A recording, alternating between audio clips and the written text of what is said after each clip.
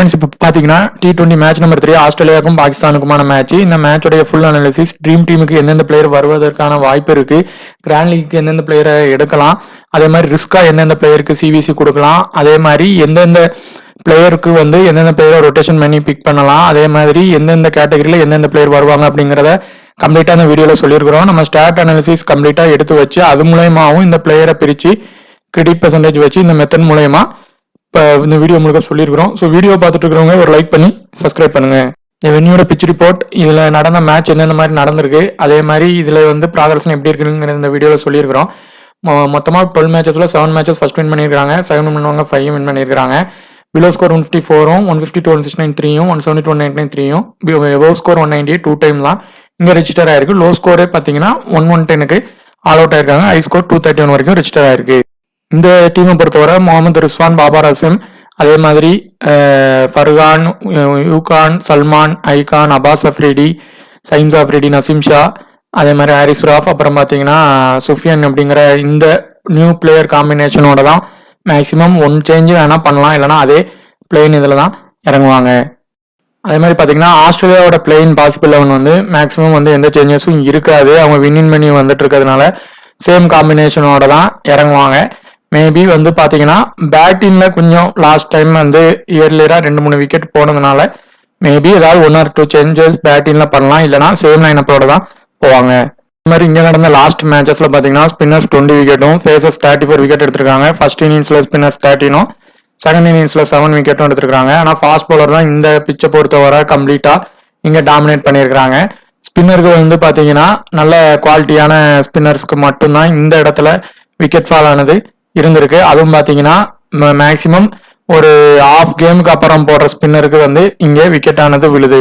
இப்போ இந்த பாகிஸ்தான் ஆஸ்திரேலியாவுக்கான 3வது இந்த மேட்ச்ல என்னென்ன மாதிரியான பிச் ரிப்போர்ட் இருந்திருக்கு, ப்ராக்ரஷன் எப்படி போயிருக்கு லேட்டஸ்டாக நடந்த மேட்ச்ல அப்படிங்கிறத பார்த்தீங்கன்னா ஃபர்ஸ்ட் பிச் ரிப்போர்ட் பார்த்தீங்கன்னா இது நல்ல விக்கெட் விழுற ஒரு பிச்சு, நல்ல ஸ்கை ஸ்கோர் பண்ணாலும் விக்கெட் வந்தது விழுது.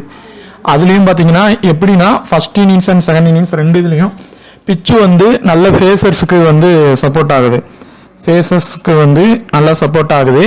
அதுலேயும் பார்த்தீங்கன்னா நல்ல வேரியேஷன் போடுறவங்களுக்கு இன்னும் கொஞ்சம் சப்போர்ட் ஆகும். அப்போ இனிஷியல் ஸ்டேஜில் பால் நல்ல ஸ்விங் ஆகும், பேட்டர்ஸை அடிக்க வேகமாக போனாங்கன்னா விக்கெட் ஃபால் விழும். அதுக்கப்புறம் தான் பேட்டர்ஸ் பாதி ஓவருக்கு அப்புறம் அடிக்க ஆரம்பிப்பாங்க. ஸோ விக்கெட் ஃபால் பார்த்தீங்கன்னா 2 இன்னிங்ஸ்லேயுமே இருக்கும். இதுதான் பிச்சோடைய கண்டிஷன். இது ஒன்று.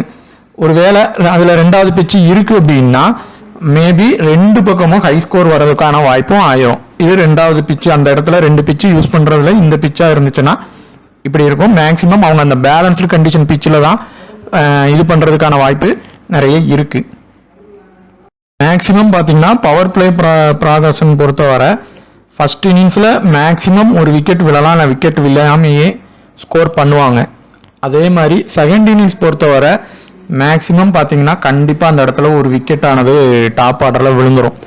மேக்ஸிமம் பார்த்தீங்கன்னா 1 இல்லைனா 2, 1 to 2 விக்கெட் ஆனது விழுந்துடுது. ஸ்பின் பொறுத்தவரை இங்கே ஒரு 40% ஆஃப் இது ஒர்க் ஆகுது. ஃபர்ஸ்ட் இன்னிங்ஸ்னாலும் சரி, செகண்ட் இன்னிங்ஸ்னாலும் சரி லைட்டாக டேன் ஆகும். எப்படி டேன் ஆகும்னா மிடில் ஓவருக்கு போன பிறகு தான் கொஞ்சம் டேன் கிடைக்கும். ஃபேஸர்ஸ் ஃபர்ஸ்ட் இன்னிங்ஸில் போடுற ஃபேஸர்ஸ் ரொம்ப நல்லா இங்கே போடுறாங்க. இந்த மேட்சோடைய high percentage captain, high percentage vice captain, இது ரெண்டுமே பார்த்தீங்கன்னா இப்போ வர ஹாரிஸ் ராஃப் தான் இருக்கிறாங்க. இப்போ சப்போஸ் லாஸ்ட் வர இதுதான் சினரியோ இப்படியே தான் இருக்குது அப்படின்னா இந்த இடத்துல Haris Rauf first dream team வந்துடுவார். இதே மாதிரி தான் இருக்காங்க 2 கேட்டகரிலையும். ஆனால் நீங்கள் இப்போ அதர் ஆப்பில் பார்த்தீங்கன்னா இதே மாதிரி இருக்காது. கண்டிப்பாக அந்த இடத்துல விசியில் வேறு பிளேயரோ இல்லை மேக்ஸ்வெலோ இல்லை வேறு யாராவது இருக்க வாய்ப்பு இருக்கும். ஸோ அதையும் செக் பண்ணுங்கள். இவர் வராட்டி அவர் வர்றதுக்கான வாய்ப்பாகும். ஆனால் மேக்ஸிமம் இப்படி இருந்துச்சுன்னா இந்த சினரியோவில் first Haris Rauf dream team உறுதியாக வந்துடுவார். அதுவும் ஃபர்ஸ்ட் இன்னிங்ஸ் பண்ணால் நீங்கள் மஸ்ட்டாக எடுக்கலாம். இந்த வென்யூவில் ஒரு 3 விக்கெட் அளவுக்கு எடுத்திருக்காரு.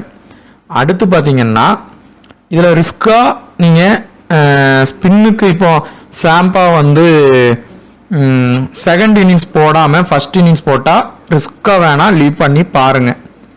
இந்த இடத்துல இருந்து கண்டிப்பாக 2 பிளேயர் ட்ரீம் டீம் வருவாங்க.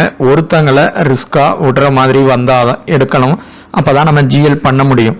இப்போது பாகிஸ்தான் பக்கம் தான் இந்த மேட்ச் போகுது அப்படின்னா கண்டிப்பாக பாபர் அசாம் ட்ரீம் டீம் உறுதியாக வந்துடுவார். பாபர் அசாம் உறுதியாக ட்ரீம் டீம் வருவார். பாகிஸ்தான் பக்கம் தான் போகுதுன்னா அவர் ட்ரீம் டீம் ஆப்ஷனில் இருக்கார். ஆனால் ஆஸ்திரேலியா பக்கம் இந்த மேட்ச் ஆனது போகுது அப்படின்னா விக்கெட் டாப் ஆர்டரில் ஒன்று ஏர்லியராக அவுட் ஆகுறாங்க. ஸோ அந்த மாதிரி காரணத்தினால பாபர் அசாம் ரிஸ்வானில் இருந்து ஒரு விக்கெட் ஆனது போகும். அவங்க லாஸ் ஆகிற மாதிரி கண்டிஷன் ஆச்சுன்னா இயர்லியராக போயிடும். அதாவது ட்ரீம் டீம் வராமல் போக வாய்ப்பாகும். ஸோ பாபர் அசாமா ரிஸ்வானாங்கிறதுல ஒருத்தரை எடுக்கிற மாதிரி வரும். நீங்கள் பாகிஸ்தானுக்கு சப்போர்ட் பண்ணி போட்டால் தான் 2 பேரும் அந்த இடத்துல வருவாங்க. ஸோ இந்த கேட்டகரியில் must pick Haris Rauf first innings, second innings பண்ணுற பட்சத்தில் ஆடம் சாப்பாவை ட்ரை பண்ணலாம். நீங்கள் பாபர் அசாமா ரிஸ்வானாங்கிறதுல ஒருத்தங்களை ட்ரை பண்ணிக்கிங்க கிராண்ட் லீக்கு.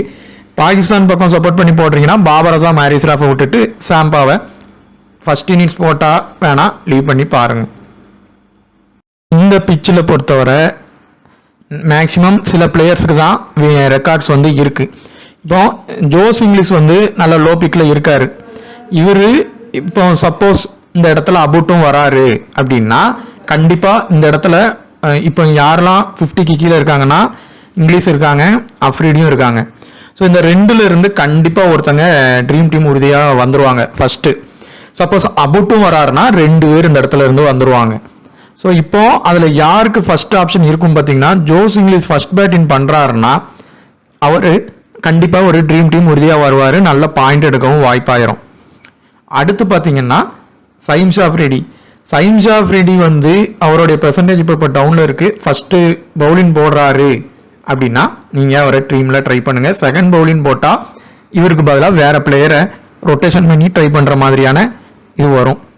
இப்போது மேக்ஸ்வெல் பொறுத்தவரை மேக்ஸ்வெல் ஸ்டாயினிஸில் நீங்கள் மேக்ஸிமம் ஒருத்தங்களை ட்ரை பண்ணாலே இந்த மேட்சுக்கு போதும். மேக்ஸ்வெல்லை பொறுத்தவரை செகண்ட் இன்னிங்ஸ் நல்லா பண்ணியிருக்காரு. ஸ்டாயினிஸை பொறுத்தவரை ஃபர்ஸ்ட் இன்னிங்ஸ் இந்த வென்யூவில் பண்ணியிருக்கிறாங்க. பொதுவாக 2 பேருமே சேசிங் நல்லா பண்ணுவாங்க. சப்போஸ் இப்போ ஆஸ்திரேலியா சேசிங் தான் பண்ணுறாங்க அப்படின்னா மேக்ஸ்வெல் ஸ்டாயினிஸில் இருந்து ஒருத்தங்களை மட்டும் ட்ரை பண்ணுங்கள். ஒருத்தங்களை இந்த கேட்டகரியில் லீவ் பண்ணிடுங்க. ஸோ இந்த இடத்துல மஸ்ட் பிக்கில் ஜோஸ் இங்கிலீஷ் ஃபர்ஸ்ட் பவுலிங் போட்டால் பேட்டிங் பண்ணால் வருவார். அஃப்ரீடியும் உள்ளே வர வாய்ப்பு இருக்கும். மேக்ஸ்வெல் ஸ்டாயினிஸ்லேருந்து ஒருத்தங்களை எடுக்கிற மாதிரி வரும். இல்லை அபூட்டும் உள்ளே வராரு அப்படின்னா இந்த இடத்துல இருந்து 2 பேர் லோ பிக் கண்டிப்பாக உள்ளே வந்துடுவாங்க. இப்போ இதில் வந்து இந்த பிளேயர்ஸ் இந்த இடத்துல இருந்து வர்றது வந்து ஆப்பர்ச்சுனிட்டி வச்சு மட்டும்தான் வருவாங்க. சல்மான் வந்து பவுலிங் போடணும். பவுலிங் போட்டால் தான் அவரால் ட்ரீம் டீம் வர முடியும். இல்லை அப்படின்னா அவர் வர்றது கஷ்டம். ஹார்டியும் பார்த்தீங்கன்னா பவுலிங் போடலை. ஸோ இந்த இடத்துல ஆப்பர்ச்சுனிட்டியை வச்சு தான் பிளேயர் வருவாங்க. ஸோ டிம் டேவிடுக்கு மட்டும்தான் பேட்டிங் ஆப்பர்ச்சுனிட்டி கிடைக்கும். லோ பிக்கில் இருப்பார். ஸோ அவரை நீங்கள் ஃபஸ்ட்டு ட்ரை பண்ணலாம். ஒரு வேளை ஹார்டி பவுலிங் போடுறதுக்கான ஆப்ஷன் கிடைக்கி இப்போ எப்படின்னா பாகிஸ்தான் வந்து ரொம்ப அடிச்சிட்டாங்க அப்படின்னா மற்றவங்க பாலெல்லாம் அடிச்சிட்டாங்கன்னா 4வது 5வது பவுலராக ஆடிக்கு போகும். அப்போ அவருக்கான வாய்ப்பு கிடைச்சாதான் அவரால் பெர்ஃபார்மன்ஸ் பண்ண முடியும். ஸோ இந்த இடத்துல இருந்து மேக்ஸிமம் ஒருத்தங்களை எடுக்கலாம். அப்படி இல்லைன்னா இந்த இடத்துல உள்ளவங்கள லீவ் பண்ணிவிட்டு அடுத்த இடத்துக்கு போயிடலாம். ஹார்டி பவுலிங் போட்டால் ஆனால் கண்டிப்பாக பண்ணி ட்ரீம் டீம் வருவார். மாதிரி கண்டிப்பாக இந்த மேட்சை பொறுத்தவரை ஃப்ரேசர் இல்லைன்னா மேத்யூ ஷாட்ல இருந்து கண்டிப்பாக ஒருத்தங்க ட்ரீம் டீம் வந்து வருவாங்க. ஆனால் 2 பேருமே இந்த வென்யூவில் புவராக தான் இருக்காங்க. சப்போஸ் இந்த பிச்சு பவுலினுக்கு தான் போகுது அப்படின்னா ஜாக் ஃப்ரேசர் கண்டிப்பாக நல்லா விளையாடுவார். பவுலினுக்கு போகுது அப்படின்னா அவர் அவுட் ஆக வாய்ப்பாயிரும். சப்போ ஏன்னா சேசி நீங்கள் வந்து 200 ரன்னும் அடிச்சிருக்கிறாங்க, டாப் ஸ்கோரும் பண்ணியிருக்கிறாங்க. ஸோ இவர் உள்ளே வர ஒரு வாய்ப்பாயிரும். ஃப்ரேசர் ஷாட்டில் ஒருத்தங்களை நீங்கள் எடுக்கிற மாதிரி வரும். அடுத்து பார்த்தீங்கன்னா இந்த கேட்டகரியில் இந்த சேவியர் வந்து முக்கியமான பிக்கு. இந்த 3 பேரில் சேவியர் தான் ட்ரீம் பிக்கு. நல்ல பாயிண்ட்ஸும் எடுக்கிறதுக்கான பிளேயர் இருக்குது. ஒரு விசி பேலன்ஸ்டு பிச்சில் இருக்குன்னா விசி ட்ரை பண்ணலாம். அதுவும் ஃபர்ஸ்ட் இன்னிங்ஸ் போடுறாருன்னா ரொம்ப மஸ்ட் பிக்கு. யூகான் பொறுத்தவரை அவர் இந்த பிஎஸ்எல்லாம் நல்லா தான் விளையாண்டுட்டு இருந்தார், நிறைய மேட்ச் நல்லா ஸ்கோர் பண்ணிட்டு தான் இருந்தாங்க.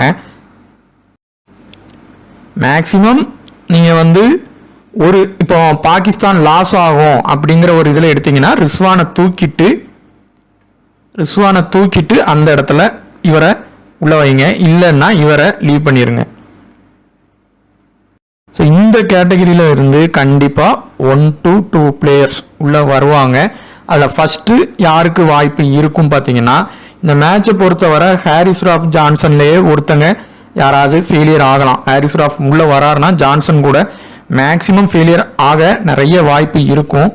மேக்ஸிமம் இதில் இருந்து பார்த்தீங்கன்னா ஸ்பென்சர் ஜான்சன் வந்து செகண்ட் பவுலிங் போட்டால் முக்கியமான பிக்காக இருக்கும். அதே இது ரிவர்ஸ் ஆச்சுன்னா நீங்கள் ஜான்சனை இந்த இடத்துல விடலாம். ஆனால் சின்ன இந்த 3 பேரில் இருந்து ஸ்பென்சர் ஜான்சன், அப்புறம் இந்த முஃப்கின், ஃபர்கான், இந்த 3 பேரில் இருந்து கண்டிப்பாக ஒருத்தங்க ட்ரீம் டீம் வந்தே தருவாங்க. ஸோ அதில் ஒருத்தங்களை நீங்கள் எடுக்கலாம். ஃபர்கான் பிஎஸ்எல்ல வந்து நல்லா ப்ளே பண்ணிட்டு இருந்தாங்க, நிறைய மேட்ச் பார்த்தீங்கன்னா நல்லா பண்ணியிருப்பாங்க. ஃபர்ஸ்ட் பேட்டிங் பண்ணுறாங்கன்னா இவங்க வந்து நல்ல ஒரு பிக்காக கூட இருப்பாங்க. ஃபர்கான் வந்து நல்லா பண்ணாங்க.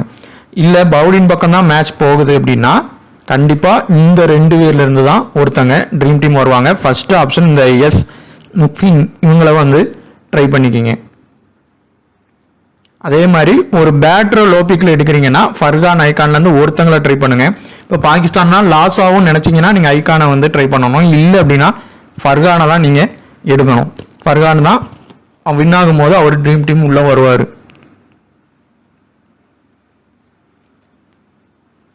இப்போ சயீம் ஷா அஃப்ரிடி இப்போ இந்த மேட்ச் பெர்ஃபார்மன்ஸ் பண்ண மாட்டார் அப்படின்னு உறுதியாக நீங்கள் இது பண்ணீங்கன்னா இவரை அப்பாஸ் அஃப்ரிடி எடுங்க. 2 பேரும் ஃபர்ஸ்ட் இன்னிங்ஸ் நல்லா போடுவாங்க. ஸோ அவருக்கு விழாத விக்கெட் இவருக்கு விழும். இவர் அவரை விட ரொம்ப லோ பிக்கில் இருக்காரு. ஸோ இவங்களாம் ரிஸ்கி சிவிசிக்கு ட்ரை பண்ணலாம். இந்த மேட்சோட கேப்டன் இது வந்து ஹாரிஸ் ராஃப் வர்றதுக்கு ஒரு வாய்ப்பாக இருக்கும். அதே மாதிரி பாபர் அசாம் வந்து பேட்டிங்கில் ஒரு வீசி அளவுக்காவது சின்னதாக மேபி வரலாம். இவர் வந்து ரிஸ்க்கு இந்த முஃப்கின் வந்து முஃப்கினும் அஃப்ரிடியும் risk CVC grand league try பண்ணுறதா இருந்தால் ட்ரை பண்ணிக்கிங்க. ஜோஸ் இங்கிலீஷ் ஃபர்ஸ்ட் பேட்டிங் பண்ணார்னா மட்டும் விசி அளவுக்கு ட்ரை பண்ணிக்கலாம். அஃப்ரிடி ஃபர்ஸ்ட் பவுலிங் போட்டால் கேப்டன் அளவுக்கு கூட ட்ரை பண்ணுங்கள். மேக்ஸ்வெல், ஸ்டாயினிஸில் கண்டிப்பாக ஒருத்தங்களை மட்டும் டீமில் இல்லைனா விசி ட்ரை பண்ணி பாருங்கள். 2 பேருக்கும் கொடுக்காதீங்க, வரமாட்டாங்க. அதே மாதிரி பவுலிங்க்கு தான் போகுதுன்னா கண்டிப்பாக 50% கீழே 4 to 5 பேர் ட்ரீம் டீம் வருவாங்க. நம்ம சொன்ன பிளேயரை சொன்ன இதில் வந்து ட்ரை பண்ணி பாருங்கள். அதே மாதிரி பேட்டிங்க்கு போச்சுன்னா 2 to 3 பேராவது ட்ரீம் டீம் கண்டிப்பாக லோ பர்சன்டேஜ்லேருந்து வருவாங்க. அதில் சிவிசி ஆப்ஷனும் நம்ம சொல்லியிருக்கோம். மேலும் வந்து அப்டேட் வந்து டெலிகிராமில் பண்ணலாம். உங்களுக்கு இந்த வீடியோ பிடிச்சிருந்துச்சுன்னா மறக்காமல் ஷேர் பண்ணி சப்ஸ்கிரைப் பண்ணுங்கள்.